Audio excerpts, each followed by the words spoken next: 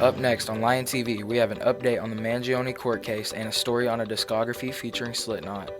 And me, Chandler Hopper, here to give you your latest updates about the college football semifinals. All that and more, Lion TV starts now.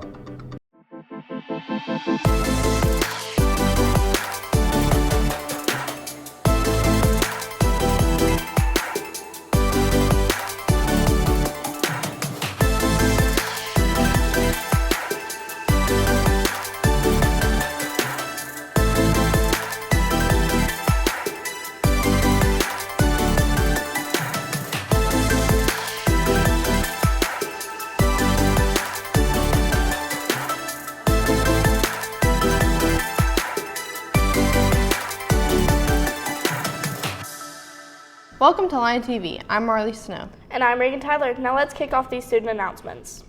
High school volleyball tryouts will be today from 3:30 p.m. to 5 p.m. in the 5th, 6th grade gym. Auditions for the theater spring play were held on January 13th in the SHS PAC. Callbacks will be tomorrow from 3:30 to 5 p.m. if necessary. Rehearsals will be Tuesdays and Thursdays starting Tuesday, January 20th from 3:30 to 5 p.m. Scripts will be $10 for those receiving principal roles. 10th grade BMI assessments are scheduled for January 22nd. Refusal forms are due back by January 20th. No telephone refusals will be accepted. In the event of inclement weather, screenings will be performed the week of January 26th. Please contact Nurse Amy if you have any questions. Juniors and seniors, the last day to sign up for ASUBB classes is Friday, January 16th, with classes starting Monday. The most underappreciated program in our Searcy High is our orchestra classes. Chandler Hopper has a story to shed more light of what these members like about orchestra and the work that goes into making their music. Many students wonder what Searcy has to offer to participate in electives. However, our orchestra is one that attracts many. There are many different clubs and activities to participate at Searcy High School, but orchestra offers many different opportunities to students. I joined orchestra because my sister did orchestra first, and she was always telling me how fun it was, and she'd play the violin for like 10 years, so I decided that I should join too. I first joined orchestra in 6th grade because all my friends were going to join, and I thought I might join as well. Also because we had a really good director at that time, Ms. Guthrie. Shout out her. It was just a really fun class to join at the time, and that's the main reason I joined. Students that have participated in the orchestra have experienced countless of awesome memories that will stay with them for life. Some of my favorite memories came at all-region, like every all-region clinic that we go to, and like just trying out for all-region, all-state, and all the concerts we have. We just make some really great memories there, because like all the orchestra people we're all friends together, and every time we get to go on a trip together, it's just we just have so much fun together. I always like the Christmas concert just because we get to play really festive pieces, and we all get to wear ugly sweaters, which is way more fun than normal concert black.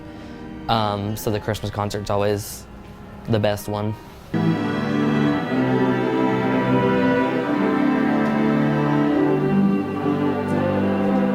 Orchestra offers opportunities to make good friends and help build students' teamwork abilities. Well, I have a lot of friends in orchestra, and since it's not like a normal class setting, we get to talk a lot and get to know each other, and we're all playing the same music, so we get to relate over that.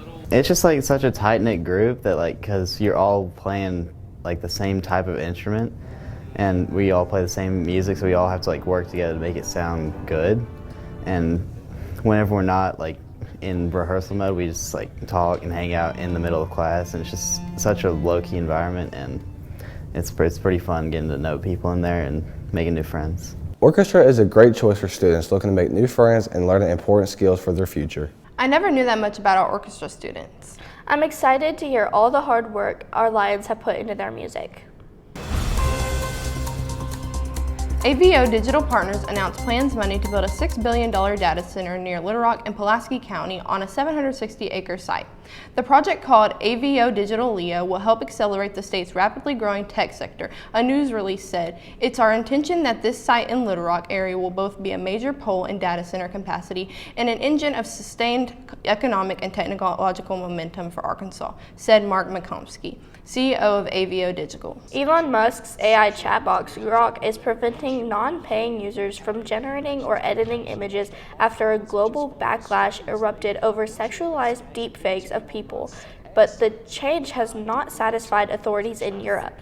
The chat box, which is accessed through Musk's social media platform X, formerly Twitter, has in the past few weeks been granting a wave of what researchers say are malicious users' requests to modify images to put people in compromising positions. Luigi Mangione returned to federal court Friday for a pivotal hearing in his fight to bar the government from seeking the death penalty against him in the alleged killing of the United Healthcare CEO Brian Thompson. Mangione's lawyers contend that authorities prejudiced his case by turning his December 2024 arrest into a spectacle and by publicly declaring their desire to see him executed even before he was formally indicted. All this chilly weather has been nice. I know. Let's send it over to Liz for our weather updates to see if it stays. Good morning, Searcy High, and happy Wednesday. Let's get right into your weather. Today will be partly cloudy with a high of 56, a 15% chance of rain. Winds will be north-northwest at 15 miles per hour. Your humidity is at 52%, and your sun rose at 7:15 a.m. On to tonight. Tonight will be a low of 23. It will be partly cloudy with a 1% chance of rain. Winds will be north at 12 miles per hour. Humidity is 52%, and your sun will set at 5:17 p.m. Onto the almanac. Your last 7 days average has been a high of 56, a low of 25. Your monthly average of precipitation is 3.58, and your month to date is 0.90 inches. Onto the 5cast. Thursday will be mostly sunny with a high of 44 and a low of 30 with a 1% chance of rain. Friday will be mostly sunny with a high of 55, a low of 29, and a 1% chance of rain. Saturday will be partly cloudy with a high of 46, a low of 24, and a 0% chance of rain. Sunday will be sunny with a high of 50, a low of 26, and a 0% chance of rain. And Monday will be sunny with a high of 45, a low of 22, and a 0% chance of rain. Looks like it's cooling down, but we're still going to have nice sunshine. Now back to the news desk. All this weather talk is making me hungry. Today for lunch we'll be having buffalo popcorn chicken, macaroni and cheese, classic pepperoni pizza, beefy enchiladas, fajita marinated chicken, classic American cheeseburger, fresh whole fruit, and milk. That sounds good. Make sure to thank our lunch ladies for all their hard work.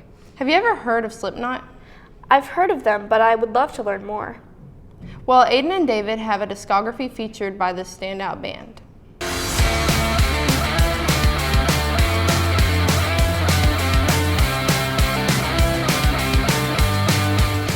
Good morning, Searcy High. We hope you had a good break, and let's go ahead and get into today's episode. Slipknot was formed in Des Moines, Iowa in 1995. Percussionist Sean Crahan and drummer Joey Jordison and bassist Paul Gray were the first members before the face and voice Corey Taylor joined.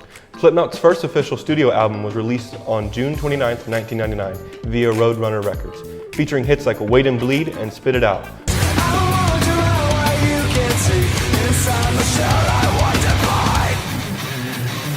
Marking a huge moment in nu metal history with its raw energy and dark sound.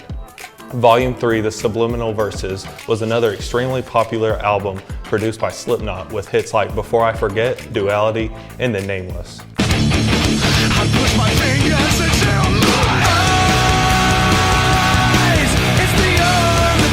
Throughout the band's run, they ran into many issues with their members. From lawsuits to members quitting, Slipknot has had a rough run with keeping their band together. Sadly, on July 26, 2021, former drummer Joey Jordison passed away. Despite not being in the band for nearly a decade, it was still a tragedy for the band members and fans. Slipknot didn't let this slow them down though.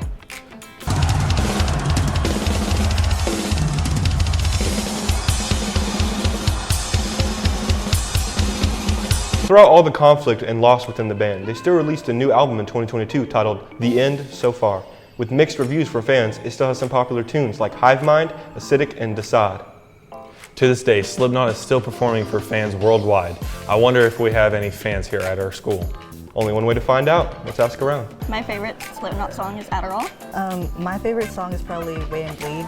Those are some good picks. Indeed. Thanks for tuning in, Cersei. Let's send it back to the news desk. I never knew they've been a band for so long. I know, I have some songs on my playlist. The Lions had a tough game last week against Nettleton.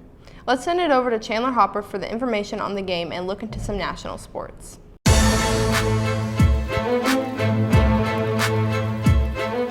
Good morning, Cersei High. I'm Chandler Hopper, and let's dive right into some sports announcements for the day. Our Cersei girls basketball team had another unfortunate loss this past Friday, where they ended up losing to the Nettleton Lady Raiders.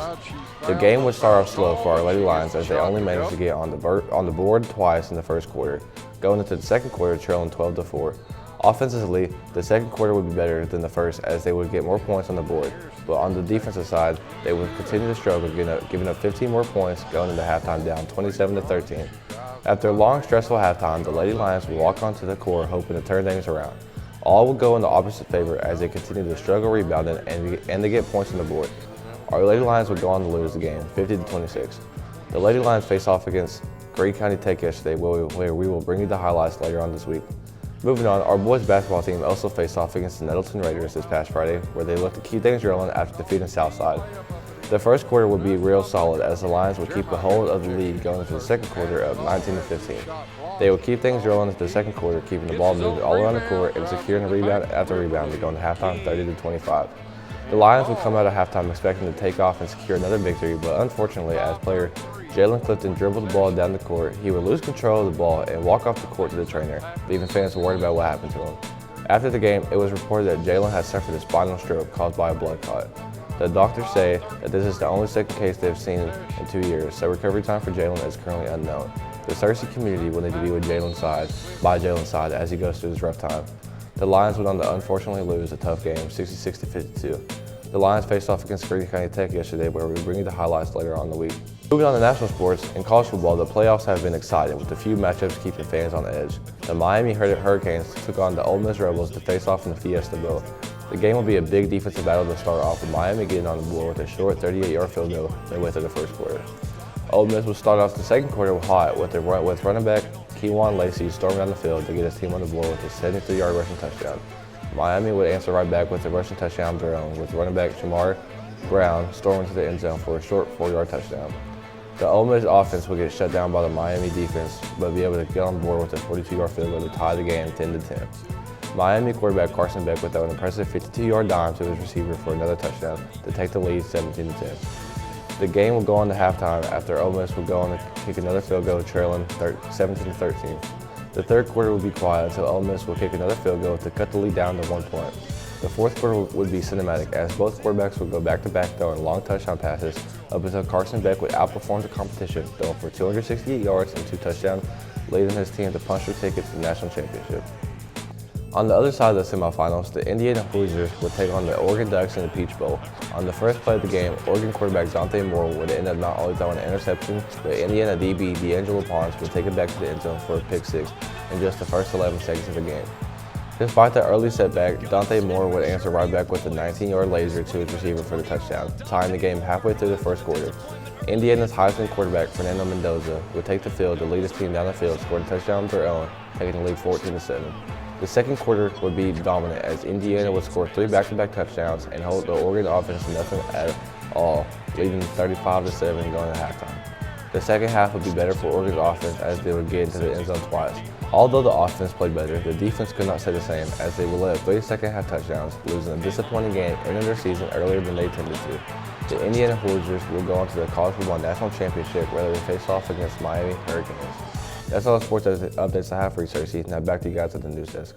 Good luck on Friday, Cersei.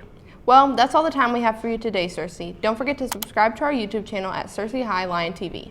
And to follow us on X at Lion TV, Instagram at Cersei Lion TV, and on Facebook at Cersei High Lion TV. Signing off, I'm Reagan Tyler. And I'm Marley Snow. Have a good week, Cersei.